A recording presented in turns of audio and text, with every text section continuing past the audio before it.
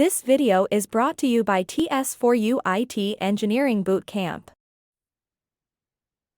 Again, the one has some link in the before slide.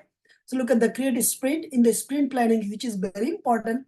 That's the part of the Scrum again. You see this?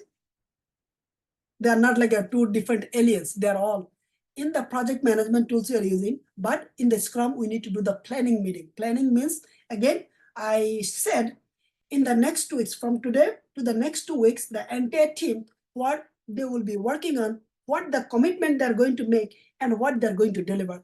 In the planning meeting, we describe all of this and we identify. What do? We add the high priority user story. That's what we do. And then actually, create a task for the user story, work activity for a task, and set up a task for review, and the close the task. Okay? Read the 2.1.1, add user stories. I said it's plural, not the singular. So in the sprint, you will have the multiple user story. Can be 5, can be 6, can be 10.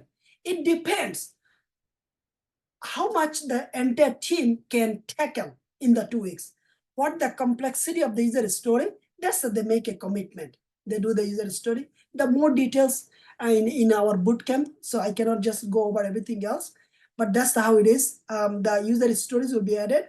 The task will be created. The work will be done on the task, and the review meeting has to be done by the whoever created the task. They have to set up a review meeting, and the task has to be closed. That's it. That's exactly the sprint life cycle. Once this is done, then you go to the retro, you do the show and tell, and you create the new user story, new sprint. So you see this? Look at this. So they have a link. So again, this is the reason I do know all of this. Well, because I'm a founder of the Agile LM and plus the long years of experience. And so I have a very good common sense. Basically, I don't need to read the book. If I see something I can read, well, that's the reason we do it.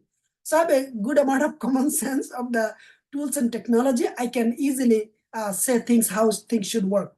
So you see this, if you learn this, of course, you'll be doing the hands-on, you'll be very good at explaining things and be talking about things organic way, because you only know the tools. It doesn't do any good job for you to get a job. You have to know how things work logically so that you will be good of explaining and speaking about that thing specifically anytime someone asks you a question.